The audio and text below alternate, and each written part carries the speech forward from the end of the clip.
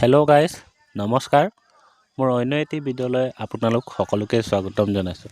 আজি মই আপোনালোকৰ বাবে মোৰ ষ্টাইলত নতুন এটি ৰেচিপি লৈ আনিছোঁ। আজি মই বনাব লৈছোঁ আলু ডিমৰ চপ। গতিকে কেনেকৈ বনালোঁ সকলোকে চাওঁ আহক। সেয়ে মই প্ৰথমতে পিঁয়াজ, জলকীয়া আৰু ধনিয়াখিনি সৰু সৰুকৈ কাটি লৈছোঁ। তাৰপিছত এয়া আলুখিনি উতলাব দিছোঁ।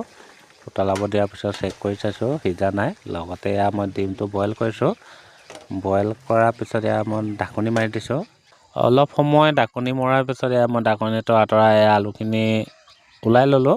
আলুখিনি ওলোৱাৰ পিছত বাকলিখিনি গুচাই ল'লোঁ। গুচোৱাৰ পিছত এয়া মই হালধি দিছোঁ, লগতে নিমখ দিছোঁ আৰু কাটি ৰখা পিঁয়াজখিনি দিছোঁ।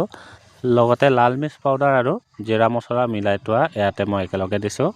আৰু এয়া ডিমখিনি সিজাৰ পিছত মই ওলাই ল'লোঁ।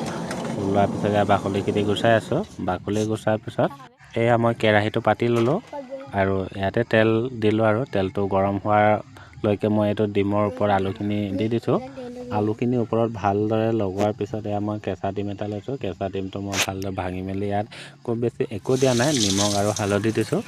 তাৰপিছত আলু দিয়া ডিমখিনি মই ইয়াত কেঁচা ডিমত লগালোঁ। কেঁচা ডিমত লগোৱাৰ পিছত ইয়াতে ব্ৰেড অলপ গুৰি থোৱা আছিলে। আপোনালোকে হয়তো চুজিও লগাব পাৰে, মই ব্ৰেড ব্যৱহাৰ কৰিলোঁ। সেয়ে ব্ৰেডত ভালদৰে সানি মেলি ভাজিলোঁ। ভজাৰ পিছত এয়া মই উলিয়াই ল'লোঁ। লগতে এইটো চচটোৰ কাৰণে মই দুটা বিলাহী লৈছোঁ। দুটা বিলাহী বইল কৰি লৈছোঁ। কৰাৰ পিছত এয়া মই মিক্সিত দি ল'লোঁ। তাৰপিছত মই খাবলৈ কাটি লৈছোঁ আৰু আজিলৈ ইমান